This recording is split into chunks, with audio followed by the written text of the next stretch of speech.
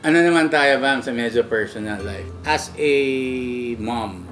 I'm a type of mom na hindi strict. Hindi rin naman ako yung masasabi kong super duper hands-on na yung everyday gigising because of my work. Kasi I'm a working mom. For a time, naging single mom ako. So I need to work.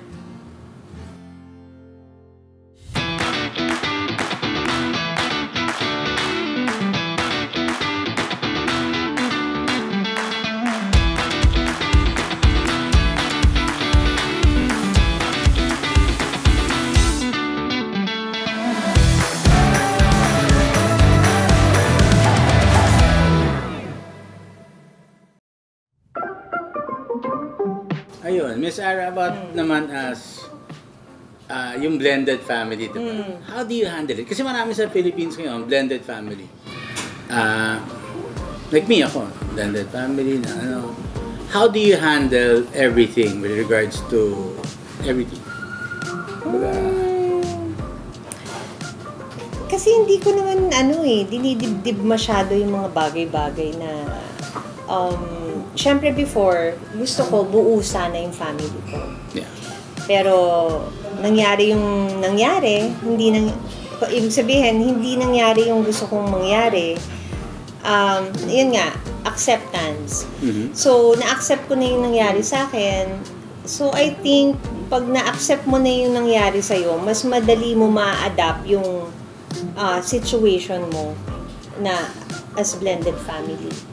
Kasi pag hindi mo pa na-accept yung past mo, bitter ka pa, merong hindi magiging okay yung pagka-blended family. So, ako yun Pero, iba-iba yung tao. Iba-iba ang tao, iba-iba rin ang situation. Pero, ako kasi, sayang oras Sayang yung oras para magalit, sayang yung oras para mabuhay ng may guilt, mabuhay ng may regrets. And wala akong regrets sa ginawa ko dahil lumaki yung anak ko na happy baby. Okay. Kahit magkahiwalay kami ng father niya. Oo. Yun ang importante. Yun ang importante. Pag nakita ng partner mo and if you have a stepdaughter na okay yung past relationship mo with you, it will flow Magiging okay din yung current. Maski siya, feeling parang buo siya. Yes, oo.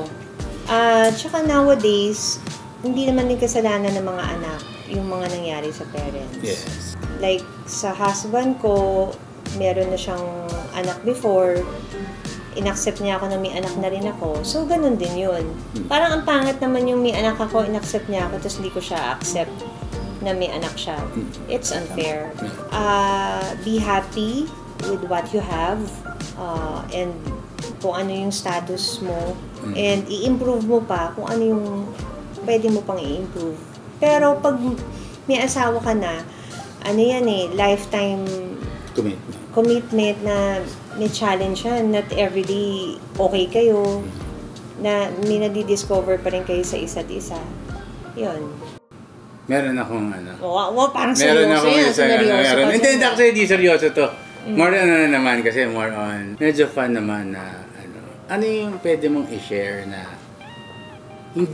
walang nakakaalam na parang secret mo. Oh my God! Parang secret mo, yung walang nakakaalam, yung talagang as in, wala pa talaga gross! Wala pa talaga nakakaalam, as in, yung, kumbaga, yung gusto mo ginagawa, o may favorite ka bang food, o may favorite ka bang, ganyan. First, ang favorite food mo? Ayan. Actually, matakaw ako. Hindi ako pihikan sa food. Kahit pakainin mo ng tuyo, okay sa akin. Talbos ng kamote na may bagoong na may kalamansi, bagoong isda, okay sa akin. Hindi ko lang alam kung na-mention ko na to before o na-share ko na, pero before, comfort food ko, kunwari, may times na, nagugutom ako sa gabi, Tapos, wala akong makitang ulam, kunwari. Mm. Para mas mabilis, para mabusog lang ako, kukuha ko ng rice, white rice tapos kukuha ko ng bagoong, ganun ko, halo ko siya, konting bagoong lang kasi sobrang aalad. Tapos pipigaan ko siya ng kalamansi. Tapos yun na. Enjoy na ako dun. Sobrang happy na ako dun. Alam mo, yun yung parang favorite mo dati, no? Mapapakain mo ko nun, kahit hanggang ngayon. At saka pwede rin yung pinagprituhan ng tapa, ganun, yung oil nun. Puro pang pataba, di ba? Tapos lalagyan mo ng patis, yun, okay na rin ako doon. At meron pang isa na... Mura pala mag-grocery si Ma'am Ara, no? Hindi ko pa nire-reveal. Yan. Ngayon pa lang. Yan, Kumakain akong Cerelac. Ha?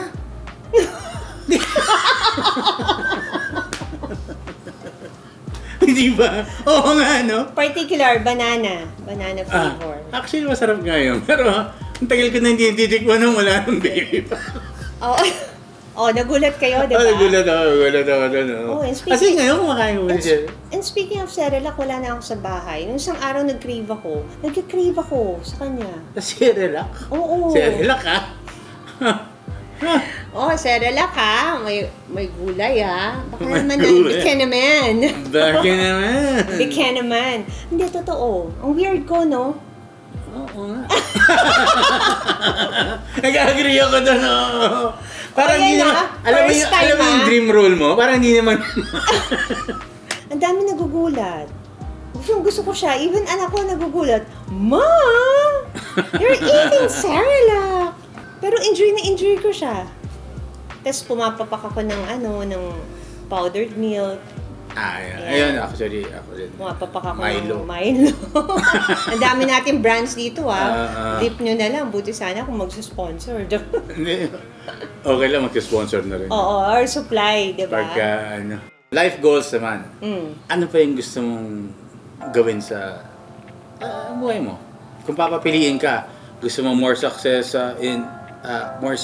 pa sa movie industry, as a businesswoman, or as a mom, or as a, papapiliin ka? Sa movie industry, siguro, magampanan ko lang yung mga role na gusto kong gampanan. I want to do one rom-com film, and may particular, leading man doon.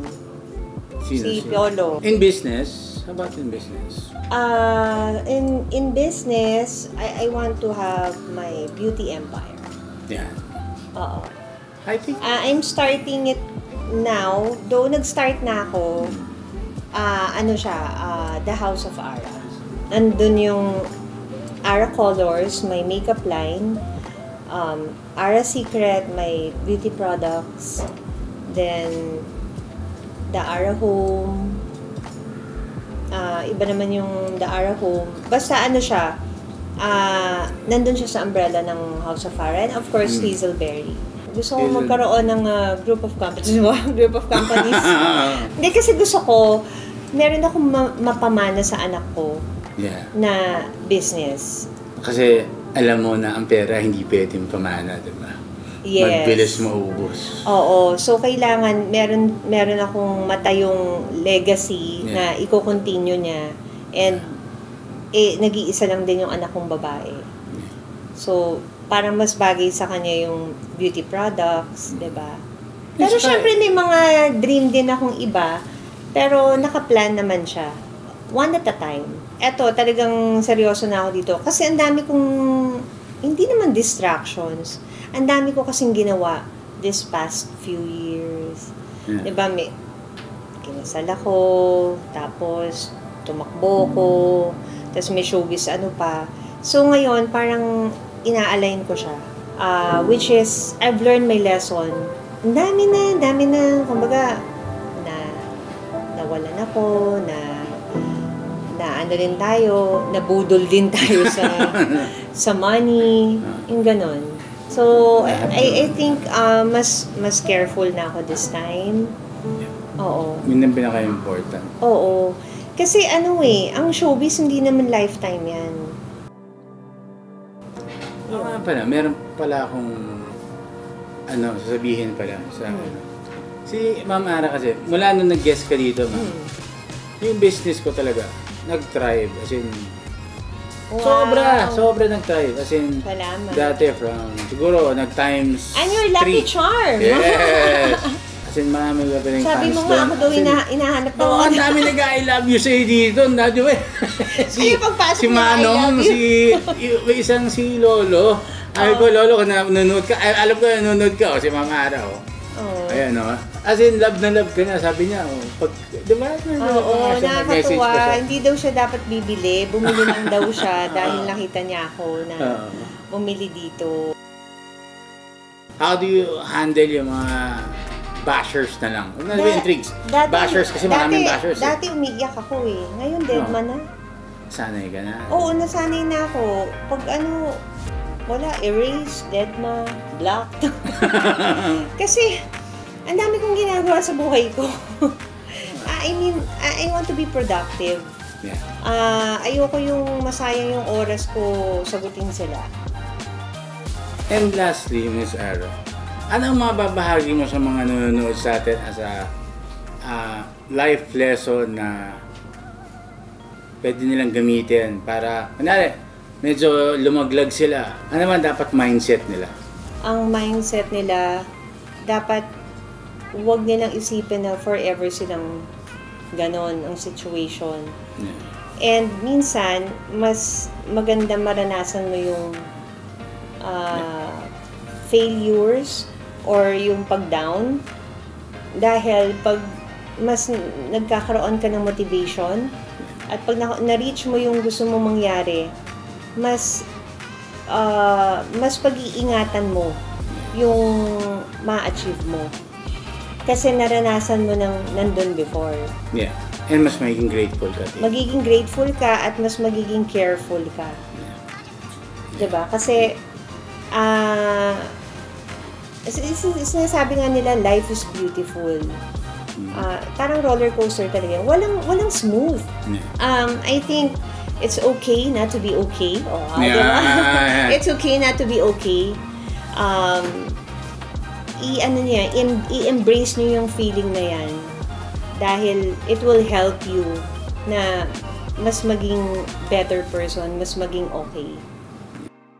Pansinin mo, nung bata tayo, ay magiging artista ako. Naging artista ako, di ba? Okay. Speaking of manifest, sinabi mo, magiging artista ka, hindi ka naging artista. Kasi ano yan hindi mo talaga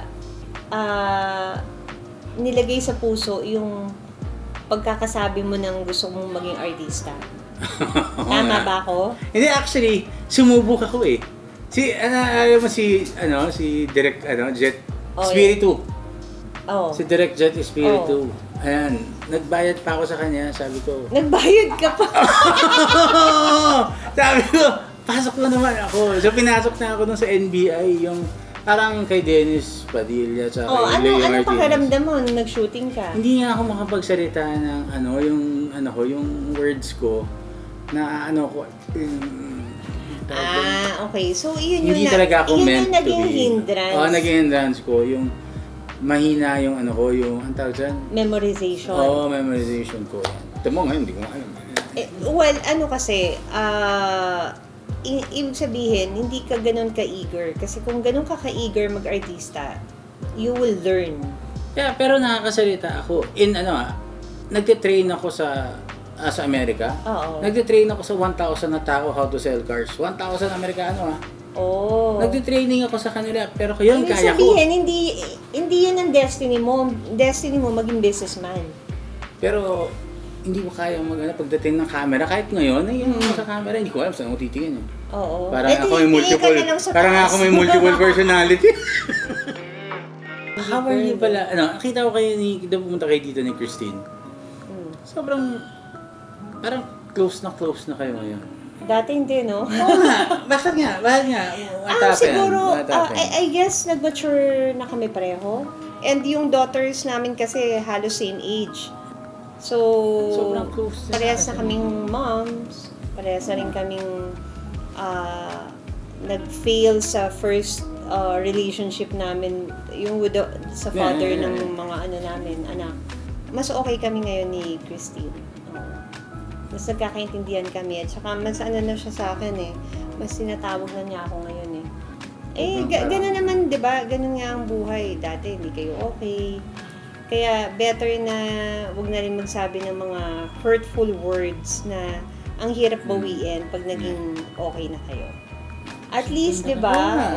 Gano'n ang buhay. Ganyan ang life. Yan talaga yung important sa yung after talaga, kailangan at the end, kapatid kayo. At the end of the day, blood is thicker than water and magkapatid kayo. And ate ako. Yeah, yun nga. Ako naman magtanong. Sige. Kami, kasi ni Christine, nagkaaway na rin kami. Even yung mga brothers ko na non-showbiz. Gano'n naman, kayo nag-aaway ba kayo ni Lander? Weird nga kami ni Lander, never pa kami nag-aaway. Bata pa kami, As in, kahit na konti, kahit murahan, wala pa kami. Kahit isang beses, wala. Ang galing naman. Wala. As in, wala. As in, zero. Kahit tanong mo sila, wala. Sinong mas understanding sa inyo ni Lander? Pareho kami. Pag may itulo niya. Sino mas kuripot sa inyo? Siya. Wala yun. Nag-check lang sa ATM yun Magkano naman, tapos aalisin na niya. Okay na yun sa kanya. Basta ma-check na yung pera niya, dyan pa, okay. Pero kuya si Lander, right? Yeah. Tapos sunod si Mike, then ikaw. Yeah. Pero siya, sino pinakagwapo sa inyong tatlo? Siyempre, alam mo, sasabihin ko ngayon si Lander. Kasi marami nanonood Pero sa utak ko, huwag niyo akong papapayatin. Nako. Watch out, Lander. Watch out, Manoy. Talagang kuya yon, kumbaga. Nakakatuwa, never kayo nag-away. Never kami nag-away. Ang galing naman. As in, zero. Kami na naman, girl. Kami ni Mike, parati nag-aaway. As in, para kaming aso pusa nun. Kasi ako, ate, si Lander, kuya, tas ikaw, bunso. Second to the last, si Christine. Yeah. Mas ang layo ng gap mas hindi kayo nagkakaanuhan Talaga. 2 years ng gap namin. Actually, si Lander, si Pinggoy, para ko na rin kapatid. Dahil nga, grabe, 33 years na tayo magkakilala. Parang sabay tayong lumaki. Ako lang sumobra laki. Kilala natin yung isa't isa diba? Well, congratulations on your forma. Thank you very much. Diba? And big part kasi si Miss Ara sa success ng forma, kaya yan. Thank you. Dahil sa interview mo sa akin, anong na-pick up mo? Ano yung yung Cerelac. Iyon tumatak sa utak ko Hindi, yung life lesson. Life lesson na nakuha ko is talagang halos pala lahat ng kahit na gaano kataas ka umabot ng pag level-headed ka pala, talagang nakokontrol mo yung kahit saan kang lugar. Kumbaga, kailangan even kill ka lang dapat. Kumbaga, yung parang na hindi lang pala, parang normal na tao ka rin pala. Ganun din pala yung mga artista. Miss Ara, thank you very much Thank you and congratulations sa iyong Forma TV. Forma TV si Miss Ara nagsabi Okay, ma'am. Thank you. Thank you very much. Subscribe na kayo and turn on all notifications dito lang sa Forma TV. Sorry but gusto ko lang maging honest. That time, crush ko nung bata ako. Your current partner, narinig ko. Paano nung kinamusta mo siya? Ang sinagot niya? Hey! Love is sweeter the second time around. Hindi ata. Hindi